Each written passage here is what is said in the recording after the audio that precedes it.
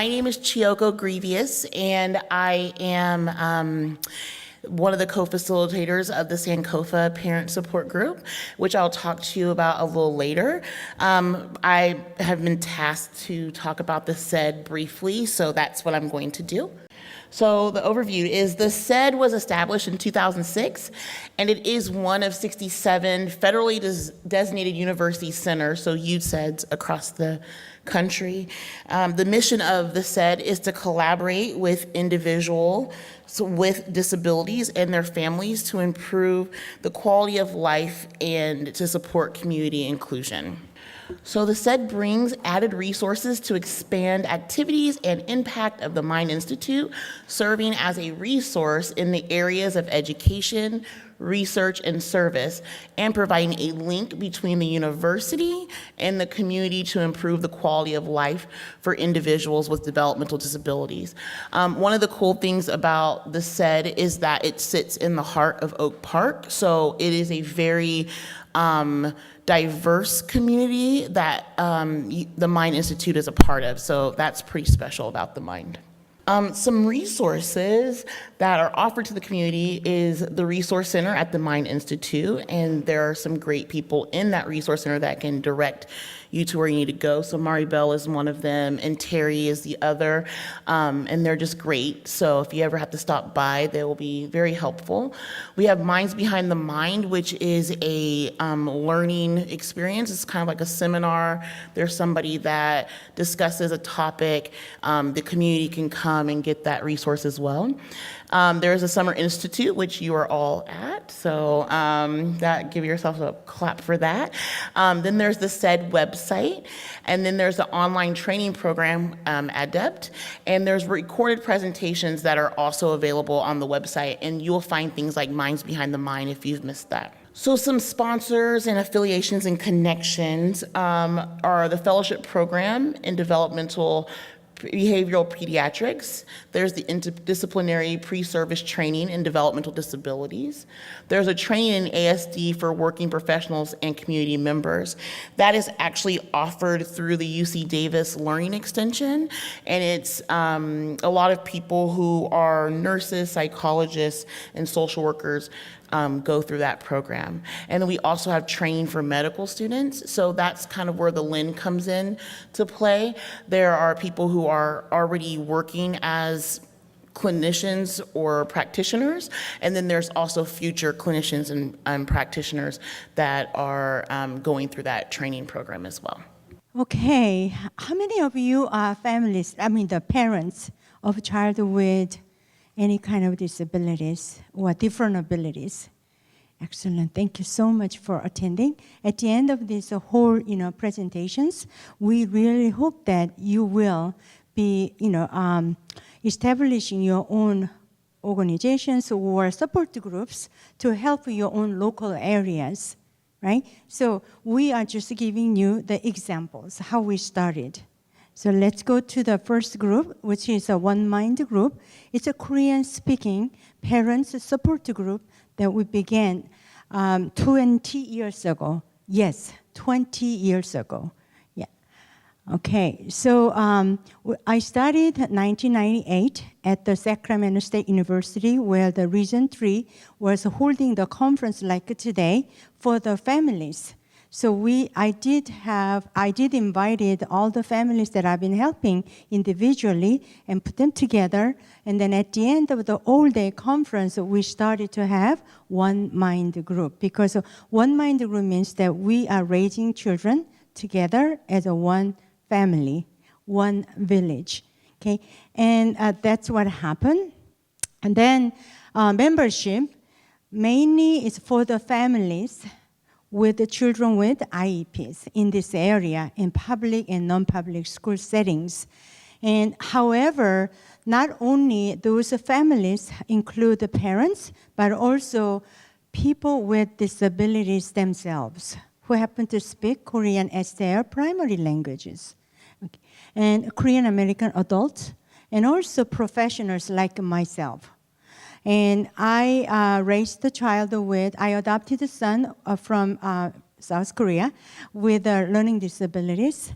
And so I became a mother And although I was a professional, I also became a mother, so I did both, areas of expertise as a mom and father. So if you are the mother and if you are dad of a child with any disabilities, you become an expert. Yes? Yes, yeah. So, like me, Korean American professionals who work in the field of human development can become also member and agencies. Any agencies that who work for our children, we are also allow them to join our membership. Any interested persons, and then we currently have a cabinet. And as you can see, last 20 years, up and down, and we offered monthly meetings. And then every other month, I conducted the seminars for the families. It was a long time commitment. Sometimes I go out, with the preparation of my studies, and I get to see only 3 parents. And sometimes you go out, you don't expect 50 people, then you get to see more than 50 people. So it's just, that's what I'm saying, up and down. But as a founder, I just need to be consistent. And from the, our heart, that I wanted to share what I know and what I can do, then people gather together, and then now we became a so solid foundation. And we have a cabinet, president, and as you can see, officers. Okay, and then we had conferences at the sex state, and also we go around wherever the parents are, and mainly we are meeting at the Sacramento area, and we move around to different, Korean American churches, because they tend to have big offices or the conference room. So we've been borrowing their facilities to this kind of professional and also sometimes non-professional conferences and workshops. Okay, and main topics last 20 years. Whatever the parents needed, then we brought the guest speakers, especially special education agencies.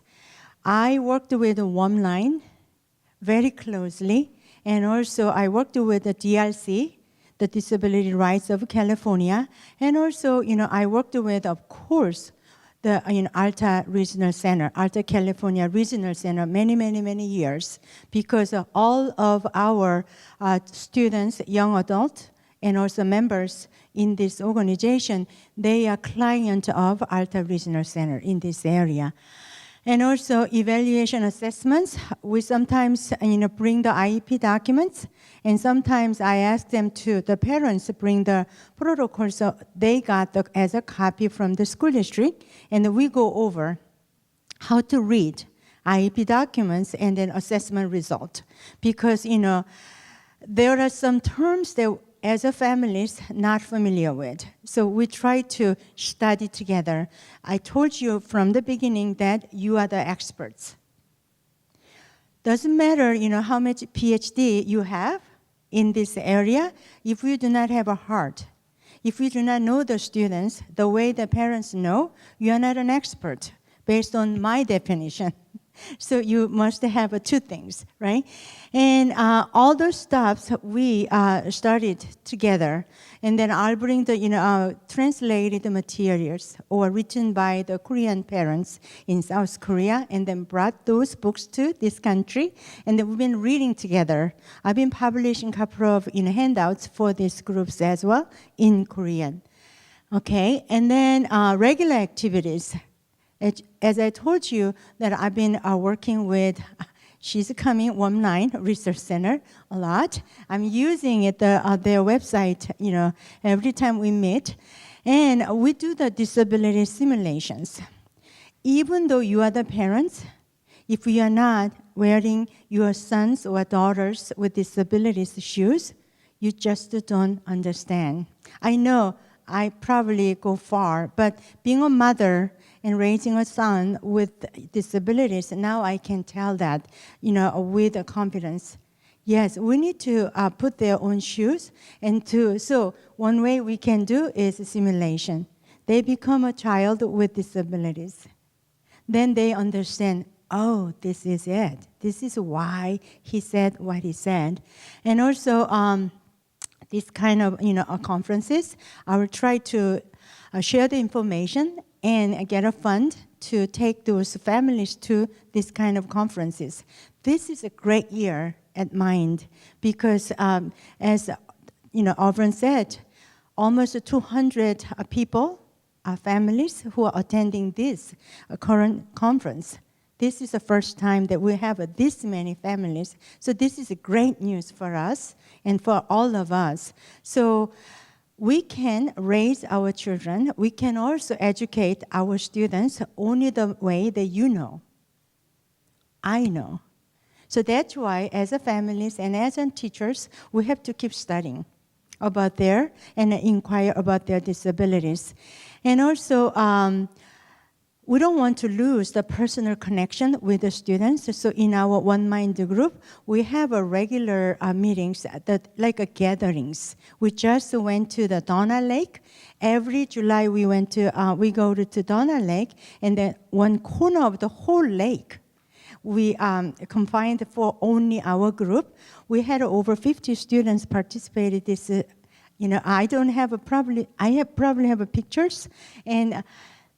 All the things that students without this kind of disabilities, our population of students can enjoy, can participate, because we have a lot of volunteers are working for them. And also January, we go to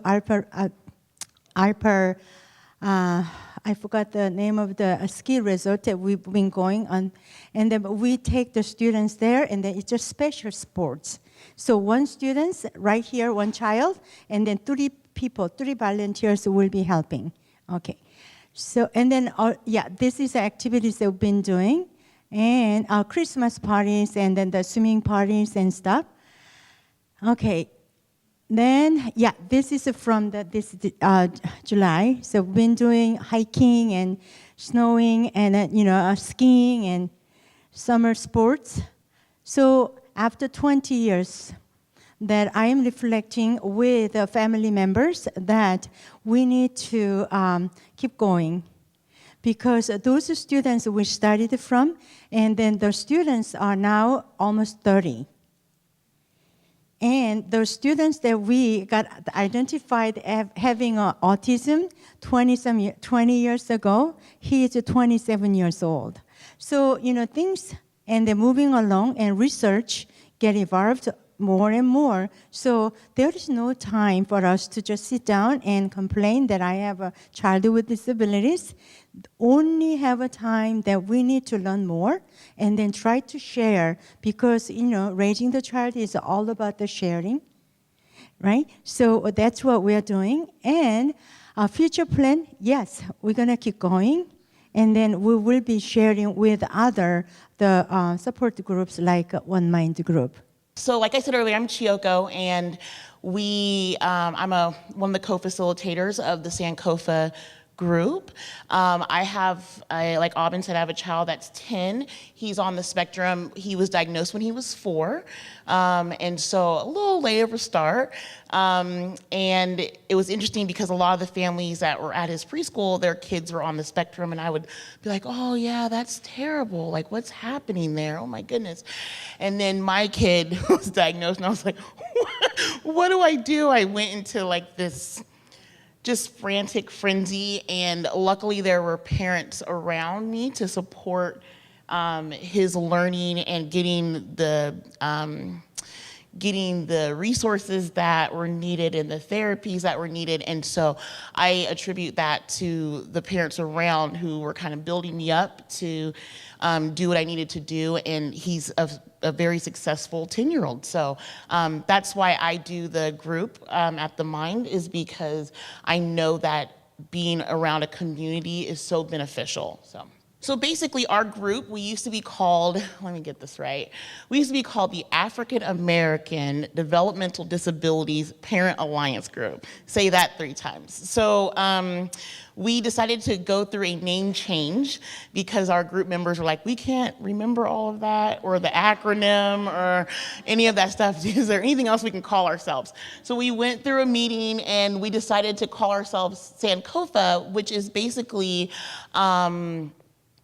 a word that means to gather the resources. It's Swahili. It's to gather the resources, and then you get those things and you give it back to your community and you bring them with you. That's pretty much, Elizabeth says it a little bit more eloquently than I do, but that's pretty much the meaning of it.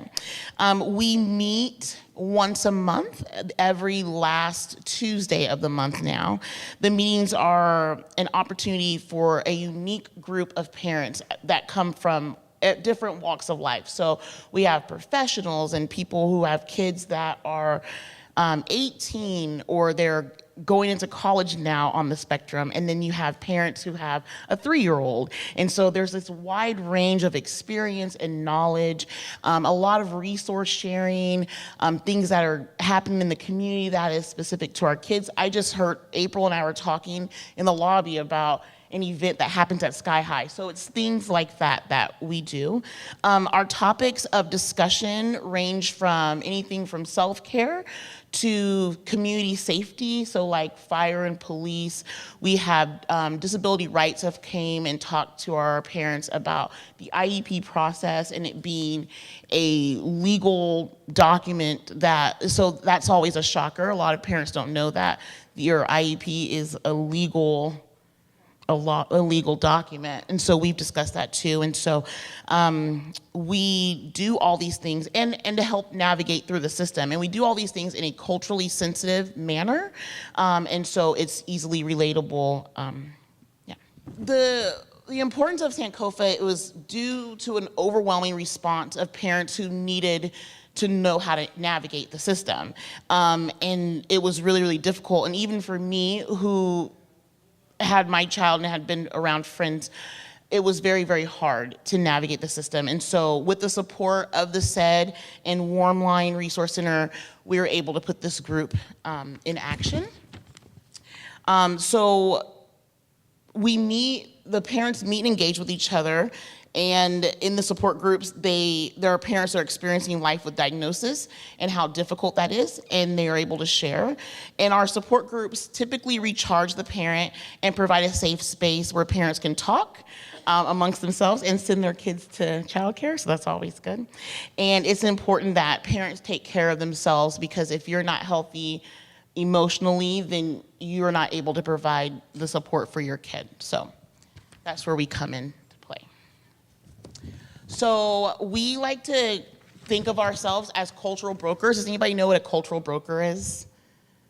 Okay, so I saw some nods. So a cultural broker is when it's a person or people that act to bridge or link or mediate between the community and a system.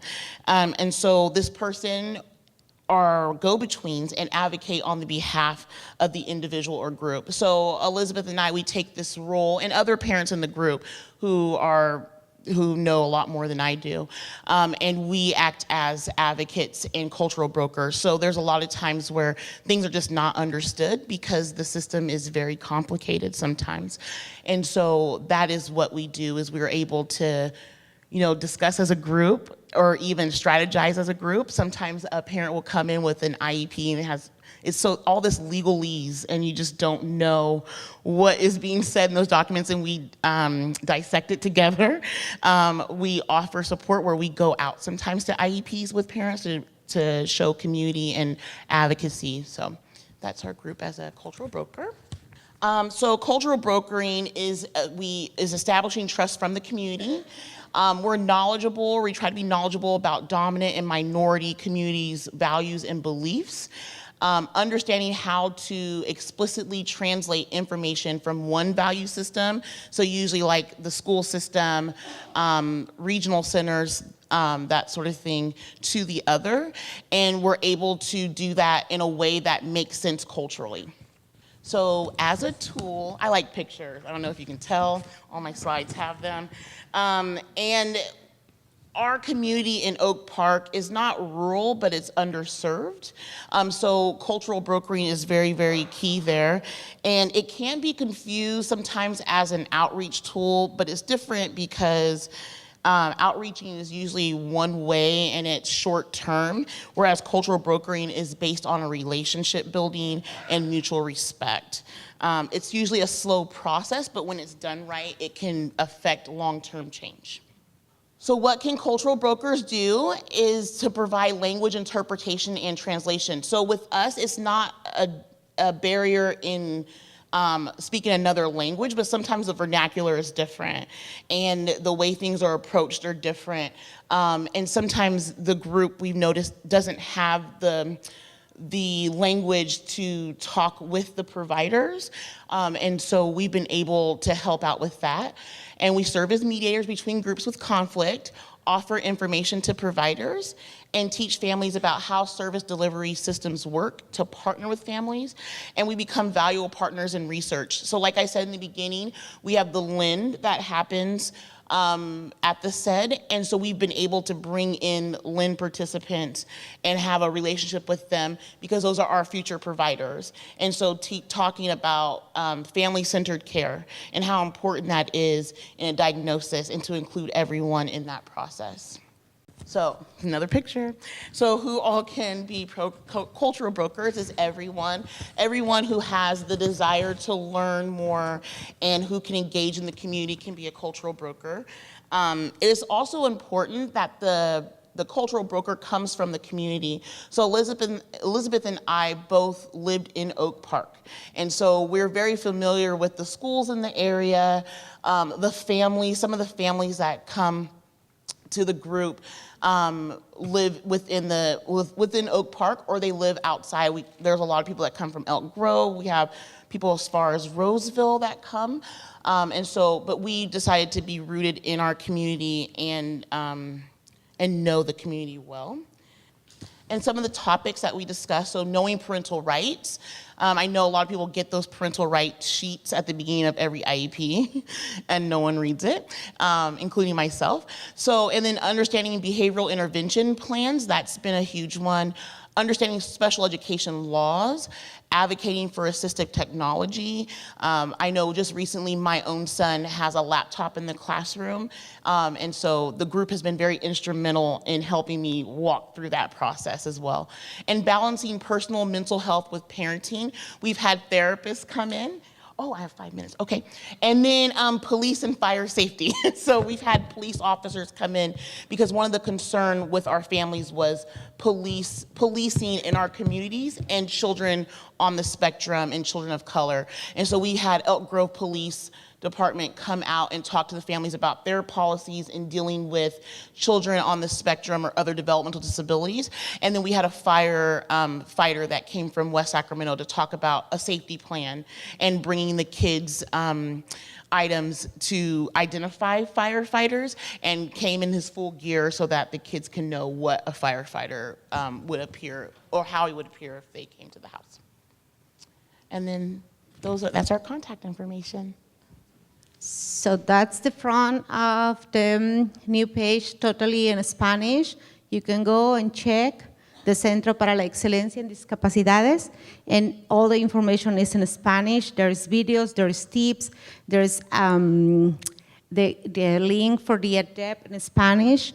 And you know, my name is Maribel Hernandez, and I'm part of the UC Davis USED staff. Today we are learning why, who, and how the parent support and advocacy it's important. We're going to talk about some barriers for the Spanish-speaking parents and how to support the Spanish-speaking community. First, I'm going to start with my background. I'm born in Mexico. I moved 23 years ago to California. I started to work for a regional center probably 13 years ago. I started to work with EunMi. Actually, I started as a volunteer, as a peer parent 13 years ago. And then I was at the office doing the newsletter and helping there. And now I'm part of the CEDD. I'm an ABA fan. My kids, you can see Max and Chris, that's a really old picture. Now Chris is 16 and Max is 18 years old. They're both on the spectrum. And what I can say is that ABA changed my life and their life, most important, because they're going to stay probably longer than I'm here. But I'm completely an ABA fan that changed our life. So why to do the parent support? This is very important. I remember the first time I walked into the support group. It was like, all these people is here. I thought it was the only one. Because when we received the diagnosis, for me, it was the first feeling. I'm alone. Nobody else has a child with a disability, with autism. I don't have any idea what is autism, but I'm here. And when I work in the support group, I learned that I wasn't by myself. And this is very important because we are humans. And humans, we are social, and we want to belong. So it's very important that we belong to a group. And another thing that I love about the support groups is that we hear things. So we learn about accidents, we learn about false treatments, and most important, we learn about evidence-based practices. That's what we need to learn, that's what is important, because it's proof. It's not magic, it's something that it's proof, is science, and our child is not gonna be the first one on proof that that works if we do the right thing, on the way that it's, we can change how to apply the analysis behavior apply, because there is rules, and there's things that we need to follow if we want to get the outcome that on the way that is right. And, you know, we expect this, we try this for on 3 or 5 times. On 3 out of 5 times, he's going to do this. If we do this, it's science. And yeah, this is, it's important that we as parents learn this, because we're going to be the advocate for them for at least 22 years, right? We're going to be in the system, and probably when they're 18, they say, I don't want to hear you, I'm going to make my own choices, and things like that. But other ways, we're going to be there the whole life, or at least for the 22 years that they are the school system. So it's important to be informed, because every day we have to take decisions. And the best thing is to do informed decisions that they're gonna benefit our kids. If we have the right information, if we have the information, but the right information, because if you enter autism and internet, you're gonna find 55 million options. So that's something that we don't want. So get close to the people that have the right information, current information, because that it's gonna help you to understand what is available and what is the best option for your child, what is appropriate, because not all the services are gonna be appropriate for your child. So if you understand and learn about your options, then you're gonna find the appropriate services for your child. And this is gonna end up on best outcomes, and this is gonna help him to, to reach the full potential. And it's gonna end up in a better quality of life, and we can push harder, and that's gonna help them to be more independent. That at the end of the day, like I say, we're not gonna be here forever. One day we're not gonna be here, and we want them to be independent, so the day that we are not here, they have a life. Who can do this support? It's very important that we trust on that person. Usually it is gonna be another parent. Why? Because we need someone who has the experience. We say, oh, I don't believe because they don't have a child. How they gonna, that's the first thing. I mean, I'm talking about the Spanish-speaking families, Latinos. We say they don't know because they don't have a child. I hear that too many times. I did a translation for ABA, and the parents come to me as a translator and say, Maribel, what do you think? I can't think, I'm just here to translate. I can think. But the family trusts on me because they know I have no one but two kids on the spectrum. So, but we have all that. The Mind Institute is doing the Mind the Gap, and now we have the Family Navigator. We have a bunch of programs like that, and the regional centers has this program, the Promotoras. We have the support groups. There are ways to get in contact with other parents. So, and that's why, because we share something in common, because the parents who goes to the, I hear sometimes that I don't like the support groups because it's always the same. No, it's not always the same because we are not always the same. Even our kids, they're different from today to tomorrow. Someday they're on potty training, and next day we're working on transition. So it's not the same.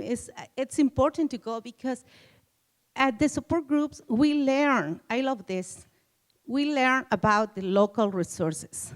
And if there's a bad person doing respite, we learn about that. If there is a program, if there is a person who is doing right assessment, then we learn about that and we can get the contact and we can keep the things moving on our favor. So this also can be something that is very important to get support from a professional. Sometimes it's hard, but we can do it if we communicate. I think that's the most important thing. We need to have a real team with, it could be a regional center, it could be the school, your IPP, your IEP team. They need to listen what are our needs because they're professionals. They know the services, they have the resources, and we are the family who knows our child. We are the specialists on our child. We know what they need, and if we don't get that communication, it's gonna be hard to work in favor of our kid. So I know the Spanish-speaking families, the barrier, that's the Spanish. By law, we need to have interpreters.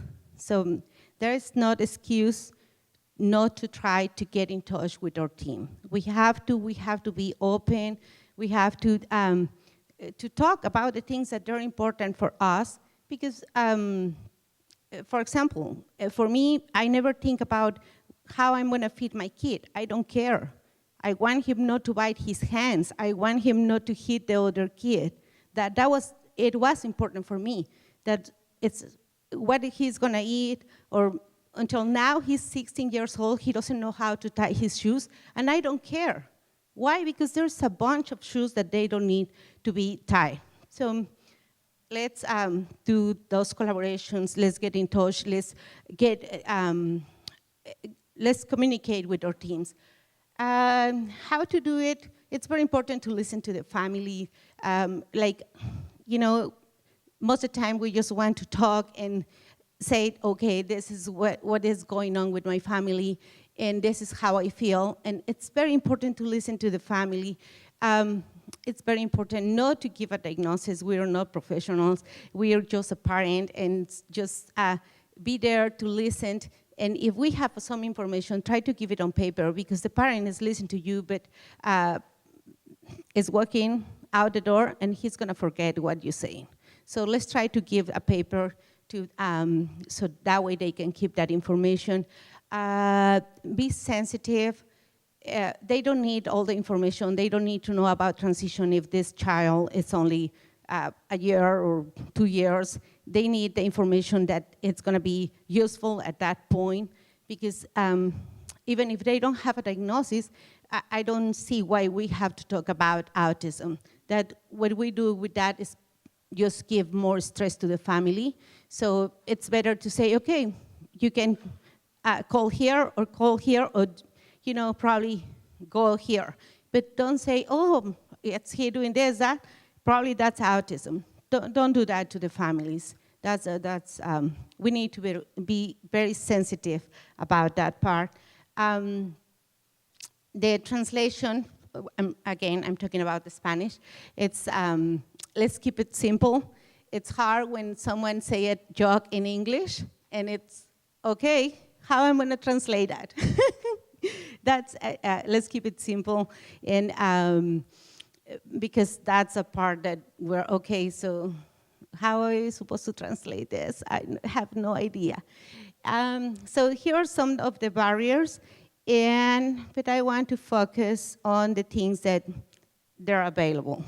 There's a bunch of things that we are doing at the CEDD. Like I said, my first project with the CEDD, it was help Maria Byrne from Regional Center to translate the ADEPT, and that happens probably 10 years ago. And it's there, and it's an amazing thing because that helped me to understand what my ABA team was doing with my kid.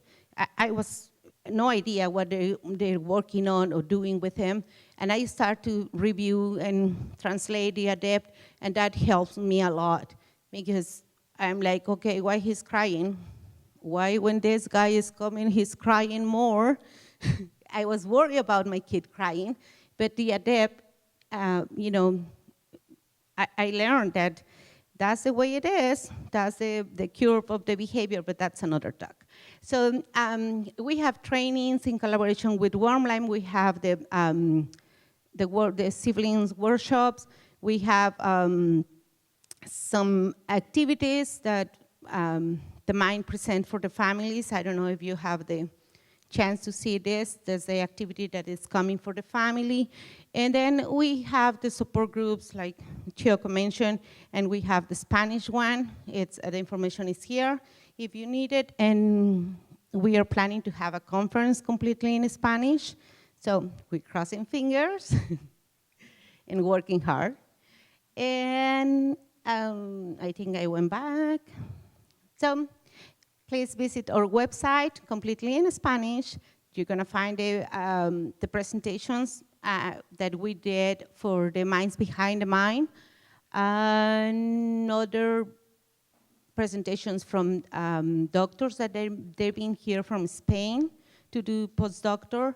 And then we also have the Facebook. On Facebook, we post all the resources available and the activities and the community here. We also have the email in Spanish. That's different from the English. They send the email in English with the information on activities on English. And the Spanish one, we send it with the activities in Spanish. Gracias. My name is Maribel Hernandez. And they talk about the list talk that is coming up. And it's coming up on August, and the information is here. And for the first time, it's going to be available online. Hi, my name is April Qian, so I will be talking about our Chinese support group. I know that there's ice cream right after this, so I'll make it short so you can get to your suite. So I invited these amazing ladies to present something similar last year, and they all agreed. And at the conference in Chico last year, and I was being a little selfish because John Elder Robeson was keynoting there, and he was my inspiration, and he's one of the popular and actually advocates for autism.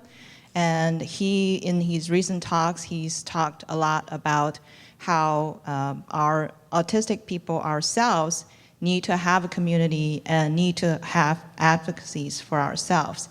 And so, we've heard all these ladies talk about, the purpose and really what we serve through these support groups is really to help ourselves and, share information and really just trying to, bridge those gaps.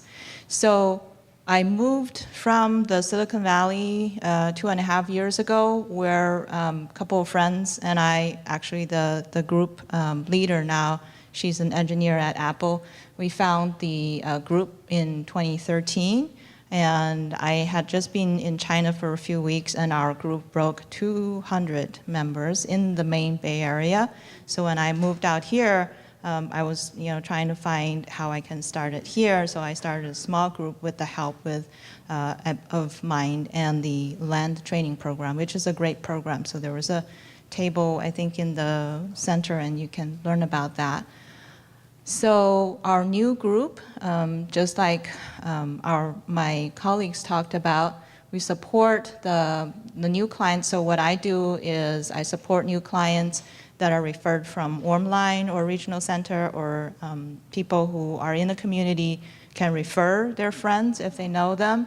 And I can help with kind of the initial, talking about what does this all mean. I have phone conversations with them, and then we all join this group, and then we can help one another. And I also help to spread the word out about Mind and the support activities in the community, the EunMi and other agencies, all the resources, all the good resources on the Mind website and the events, and hopefully that will grow our group here locally in Sacramento as well. So the values of the support group, obviously, as we talked about, is understanding the unique cultural values and trying to bridge those gaps. There are unique concerns and barriers. A lot of the new Chinese immigrants do not really have the knowledge to navigate the system. And they also do not really understand what's nonprofit, what's private vendor, what is school. So there are a lot of systems that is very complicated, and kind of promoting that advocacy and community connection, because a lot of people are just in their silos. They're kind of shy, and now they have a child who has a disability, and it's hard for them to kind of come out and look for other people that are similar. So, and most importantly, what we're here for is, our life is a marathon, and our, children's life is a marathon. So we, help to, navigate the system so we can make appropriate choices for our children, for their treatments, intervention, and educational choices as well.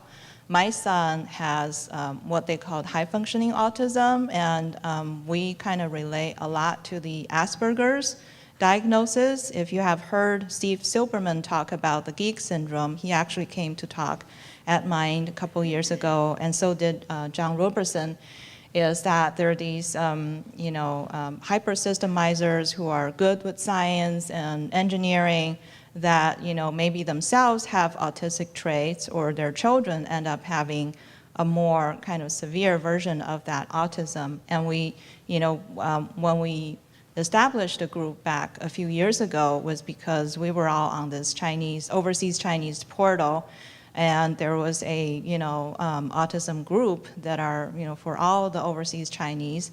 And we found a lot of us live in the Bay Area, so we were like, let's just have a local group. So what we did, activities similar to these other groups. We share resources, we provide support, we provide parent training and consultations. So some of us will help to interpret when we have those events. And then over time, because we had so many people in the Bay Area, we ended up having small local parent groups.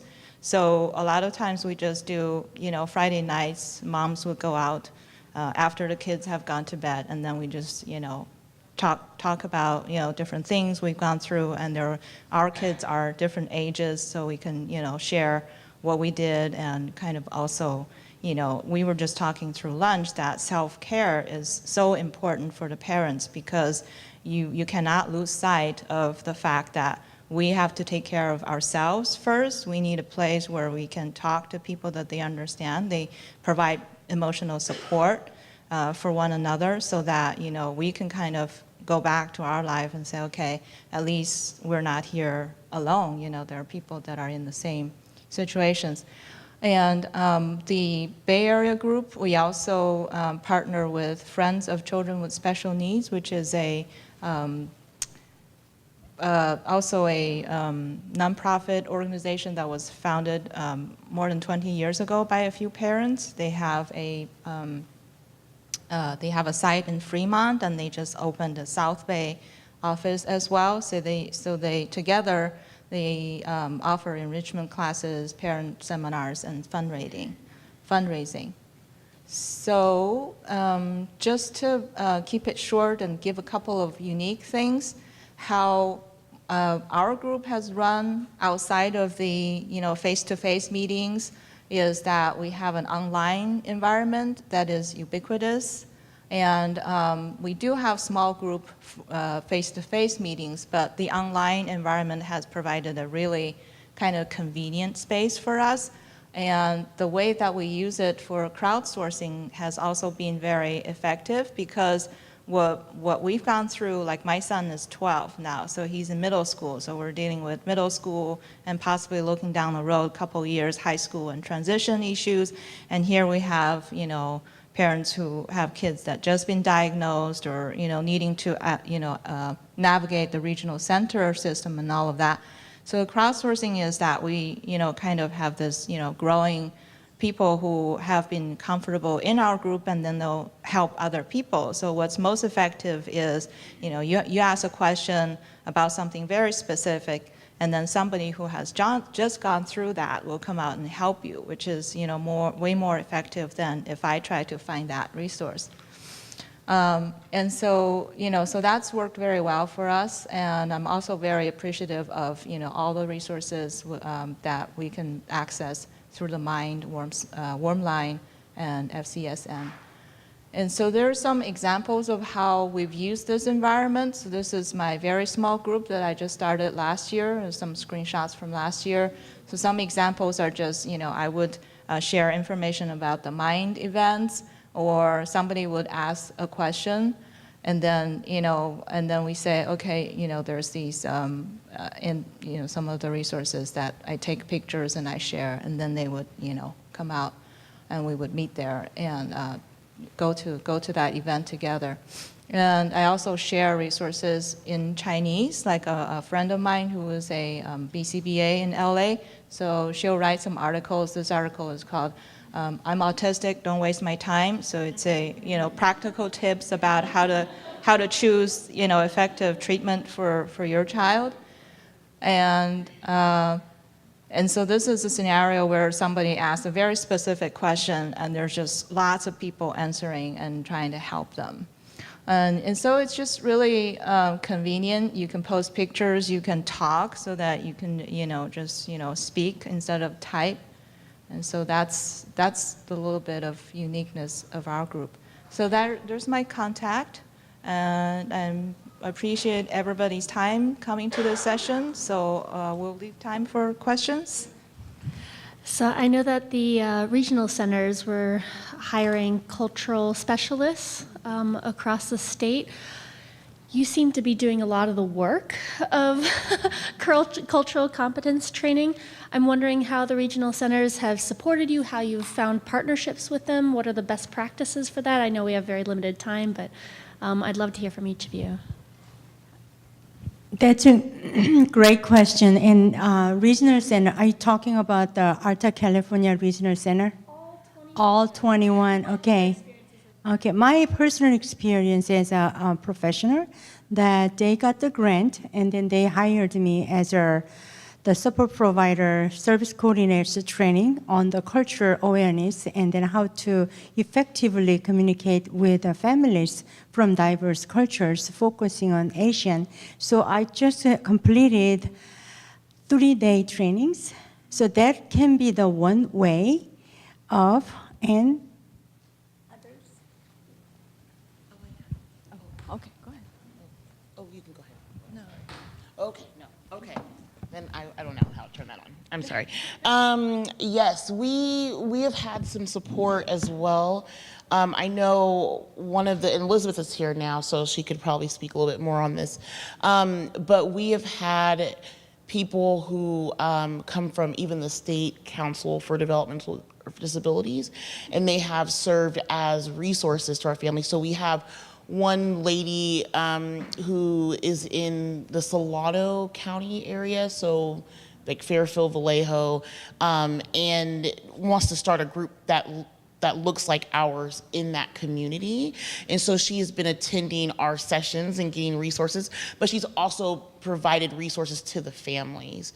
And then we also have the one from here in Sacramento who attends and who has been very instrumental in getting the policing and community safety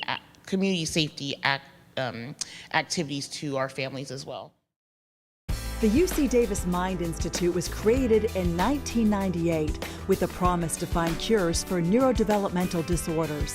Every day, our physicians and researchers come closer to fulfilling that promise. Their groundbreaking research on autism, Fragile X syndrome, chromosome 22q11.2 deletion syndrome, ADHD, and other brain disorders are helping children achieve their fullest potential. Please visit our website to find out more about current studies, upcoming events, and how you can help make a difference.